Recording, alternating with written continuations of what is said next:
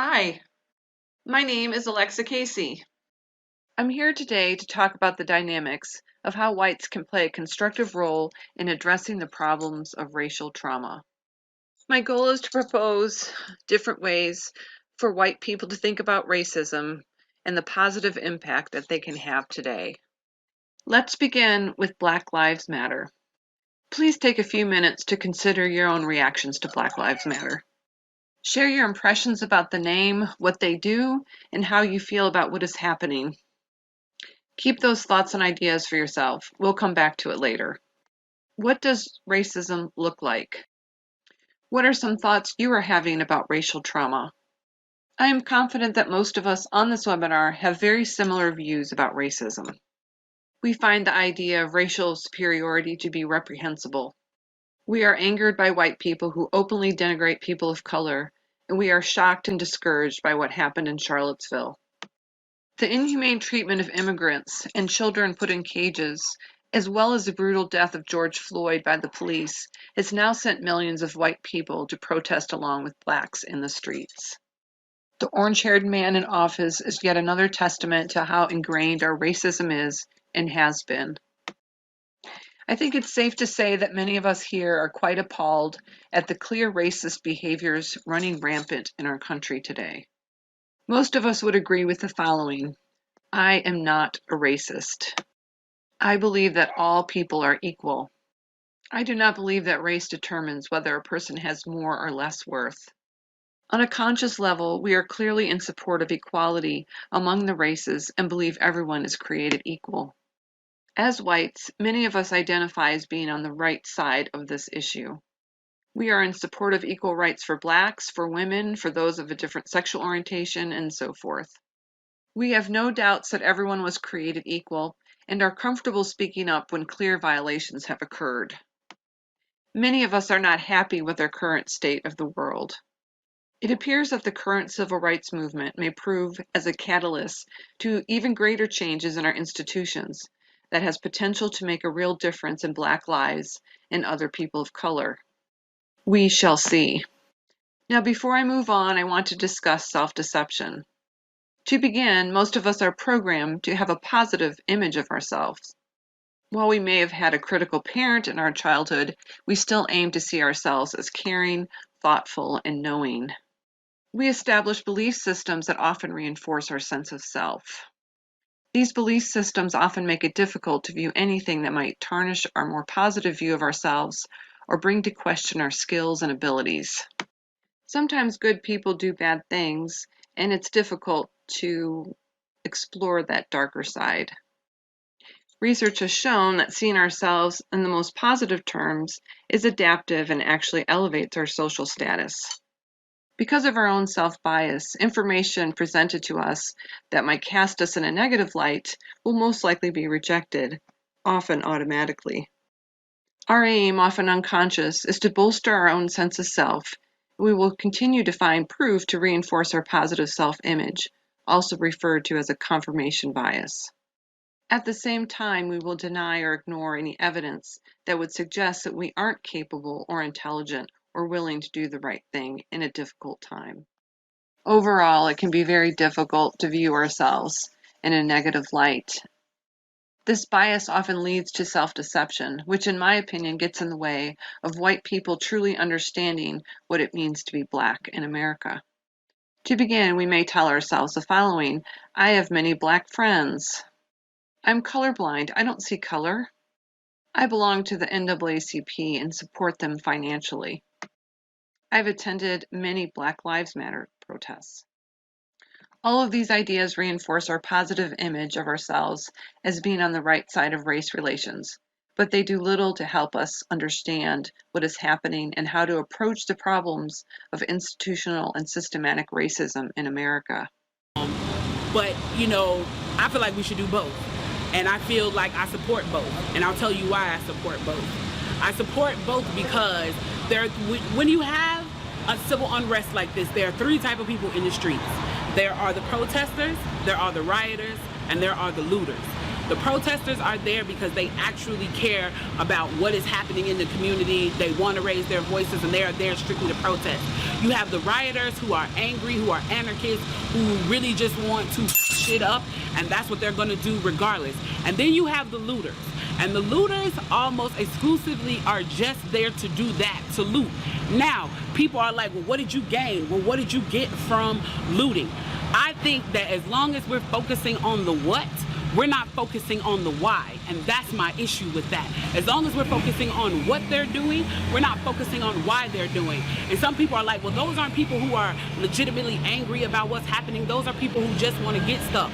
Okay, well then, let's go with that. Let's say that's what it is. Let's ask ourselves why in this country in 2020, the financial gap between poor blacks and the rest of the world is at such a distance that people feel like their only hope and only opportunity to get some of the things that we flaunt and flash in front of them all the time is to walk through a broken glass window and get it. That they are so hopeless that getting that necklace, getting that TV, getting that change, getting that bed, getting that phone, whatever it is that they're gonna get, is that in that moment when the riots happen and if they present an opportunity of looting, that's their only opportunity to get it. We need to be questioning that why. Why are people that poor? Why are people that broke? Why are people that food insecure, that clothing insecure, that they feel like their only shot, that they are shooting their shot by walking through a broken glass window to get what they need? And then people want to talk about, well, there's plenty of people who pulled themselves up by their bootstraps and got it on their own. Why can't they do that? Let me explain to you something about economics in America. And I'm so glad that as a child, I got an opportunity to spend time at Push where they taught me this, is that we must never forget that economics was the reason that black people were brought to this country. We came to do the agricultural work in the South and the textile work in the North. Do you understand that? That's what we came to do. We came to do the agricultural work in the South and the textile work in the North. Now, if I right now decided that I wanted to play Monopoly with you, and for 400 rounds of playing Monopoly, I didn't allow you to have any money, I didn't allow you to have anything on the board, I didn't allow for you to have anything. And then we played another 50 rounds of Monopoly, and everything that you gained and you earned while you were playing that round of Monopoly was taken from you. That was Tulsa, that was Rosewood. Those are places where we built black economic wealth, where we were self-sufficient, where we owned our stores, where we owned our property, and they burned them to the ground. So that's 450 years. So for 400 rounds of Monopoly, you don't get to play at all. Not only do you not get to play, you have to play on the behalf of the person that you're playing against. You have to play and make money and earn wealth for them, and then you have to turn it over to them. So then for 50 years, you finally get a little bit and you're allowed to play. And every time that they don't like the way that you're playing, or that you're catching up, or that you're doing something to be self-sufficient, they burn your game. They burn your cards. They burn your Monopoly money. And then finally at the release and the onset of that, they allow you to play and they say, okay, now you catch up. Now at this point, the only way you're gonna catch up in the game is if the person shares the wealth, correct? But what if every time you share the wealth, then there's psychological warfare against you to say, oh, you're an equal opportunity hire. So if I played 400 rounds of Monopoly with you and I had to play and give you every dime that I made, and then for 50 years, every time that I played, if you didn't like what I did, you got to burn it like they did in Tulsa and like they did in Rosewood, how can you win? How can you win? You can't win. The game is fixed. So when they say, why do you burn down the community? Why do you burn down your own neighborhood? It's not ours. We don't own anything. We don't own anything. Trevor Noah said it so beautifully last night. There's a social contract that we all have, that if you steal or if I steal, then the person who is the authority comes in and they fix the situation. But the person who fixes the situation is killing us. So the social contract is broken. And if the social contract is broken, why the f do I give a shit about burning the Football Hall of Fame, about burning the Target? You broke the contract. What I'm going to share is a bit trickier to hear. As I mentioned, self-deception is a powerful influence. What happens next is that it's easy to say that it has nothing to do with you and this is not who you are. Please keep that in mind, and I'm asking you to hang in there with me without shutting down. Most people will tend to shut down because this is difficult to hear and even harder to accept. And it runs counter to our conscious beliefs about race. It's a paradox. We can look at historical examples where George Mason, who authored the Virginia Bill of Rights, and refused to sign the Constitution because it did not free slaves.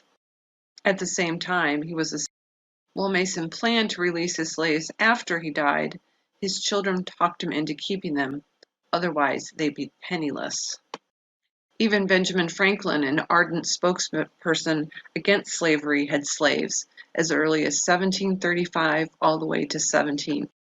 So here are some issues that have to be explored further and can be rather difficult. These issues we are facing today are not new. Many whites have done very little to engage in the political process in order to reduce the gap between blacks and whites. Social scientists have grappled with how the vast majority of white Americans are committed to the principle of racial equality while simultaneously rejecting policies that would close the gap. In other words, white people aren't doing enough to help blacks and actively rejecting policies that could help blacks. Consider that over 50% of Trump supporters believe that blacks are more violent and criminal than whites, but around 30% of the Hillary supporters believe the same. 40% of Trump supporters believe that black people are lazier than whites, and over 25% of Hillary supporters have believed the same. It's clear that white Democrats also hold racist views too. Liberal and progressive whites may express very strong sentimentality, but at the same time do nothing to help move policy that would reduce inequality between blacks and whites. Feeling angry without action isn't helpful. On a more personal level, whites won't confront others who show a lack of respect for blacks or other people of color. They often look the other way when people share off-color or racist jokes. No one wants to argue or start conflict, so they let it. Staying out of conflict or being quiet doesn't support blacks. Or maybe your white daughter calls you from college and shares that she is dating a black guy. You worry more about that relationship than you did last year when she was dating a white guy. And you tell yourself that you're worried about how others will treat the new couple. You're okay with blacks as long as they don't become part of your own family. As a white person, you are discouraged about the racial inequality, and you tell yourself you don't have much control and you really can't do anything about it, so you do nothing about it. You find justification for not taking action because it seems too overwhelming, so you vent over coffee, but you stop there and feel like you're doing something important. But guess what? You're not. The area that is much more difficult to work through are the unconscious beliefs that we have about race and that we have had from our conditioning, from our own upbringing. We learn from our families, our communities, how to think about blacks and whites. And while we may believe very differently than our own families taught us, our conditioning is still with us. And these unconscious beliefs continue to influence us and the choices that we make. How was it for you to consider the examples listed above? Did one or more apply to you? If so, are you willing to tackle it so that what you do will matter to truly help Black lives? Besides being aware of how self-deception can negatively impact on truly understanding what it means to be Black in America, I believe it's important for white people to strive for greater understanding, not to assume they know what it means to be Black in America. I'd like to share a brief story about myself and my own ignorance. Recently, I read a book by Matt Rudd called Lovecraft Country. Atticus, a black man, embarks on a road trip across 1950s Jim Crow America in search of his missing father. When driving from one place to another, Atticus had to be very aware of being pulled over by the police because it was extremely dangerous. It was not just the police, but other whites as well that he ran into. The author provided very specific detail about all the things that Atticus had to anticipate in order to deal with the police when he was pulled over, where to keep his hands, what to say, what not to say. I was shocked to learn about how something that seemed so simple, driving from one place to another, could be so dangerous. What I also was very surprised about is that I had never really considered how terrifying this must have been for Blacks who were just trying to survive. Living a normal life, but not really living a normal life. The blatant disregard for them as human beings was maddening. I was ashamed that I didn't have a clear understanding about what it meant to be Black in America until reading this book. I suppose I had in an abstract way, but I didn't really get the details that I did when reading this book and how frightening it must have been just to drive in the 50s. But really, has that changed? In one of the scenes, the policeman asked Atticus to open his trunk, and inside he had numerous books. Rather than viewing him as less threatening, the police experienced him as more threatening. In reading this book, I understood that I knew very little about racial trauma, and I had a lot to learn. Another difference is that I was reading a story at my leisure, but I realized it's real life for Blacks who have to deal with these threats on a daily basis. While it is fiction, Matt Rudd clearly highlighted truth about being Black in America during Jim Crow, and it made me realize how much more Blacks have to think about, plan for, and manage. This, on top of all of the other inequity they are dealing with in our system. Blacks have to act in order to ensure that whites are comfortable. Some of the unwritten rules might include don't get too angry, don't act too smart, be agreeable, smile, etc. Even our two-term Black president had to work hard to appear unthreatening, loyal, and generally happy with a limitless capacity to forgive. As a white person, we don't have to worry about the same things that Blacks have to worry about. Here are just some examples. Being wrongly accused for murder and going to jail without representation, being refused for a mortgage, being refused for service from a store, being ridiculed for being a different race, being told that they're less intelligent. All of these are completely invisible to white people, and not knowing that it exists is part of the problem. Without the knowledge, it makes it difficult to truly understand what it's like to be Black in America. At times, there are things that we might say to ourselves that prevents greater understanding. For example, it doesn't help to say, my other Black friend is fine with this. Why do Blacks use the N-word and I can't? We had a Black president, it's all good now, right? I'm poor and white. What's the difference? These statements again reinforce our image of ourselves and prevent us from true understanding. In my opinion, it's not enough to be on the right side of the issue. We need to understand, listen to the problems, and recognize that while we are equal, we do not have an equal playing field. As whites, we do not understand the rules in the same way because they do not apply to us. We do not have to think ahead and plan in the same ways. For example, we don't have to talk with our children about how to handle racism. It can be a choice for whites, but not for Blacks. But along with understanding and truly listening, we need to act and do things which support equality and work to make lives for Blacks better than they are. We must be active participants in creating social justice for Blacks, not just have the correct position on race equality. It takes time and a willingness to be uncomfortable. I hope you felt a little uncomfortable today. If you did, that is a good sign. It is the right beginning. Here are some steps to address our unconscious beliefs and begin to truly deal with aspects of race. First of all, be willing to see it. Work beyond the ideas you have about race. Be willing to explore your own background and conditioning. Be willing to ask yourself the following questions. What did you learn about race growing up, and from whom? Were there conflicting messages from different cultural subgroups or individuals in your life? What did you do with that information? How did it shape you? Do you believe people of color when they describe experiences of discrimination? Teach yourself more about race. Listen. Ask questions. Don't shut down if the information is difficult to hear. Act. Do something different. Be an anti-racist. Dr. Jones referred to it in his presentation. There's a good list. Go through that list. Now let's go back to what I originally asked you to do. Look at what you said about Black Lives Matter. When I first heard the name, I remembered feeling that I thought a different name would work much.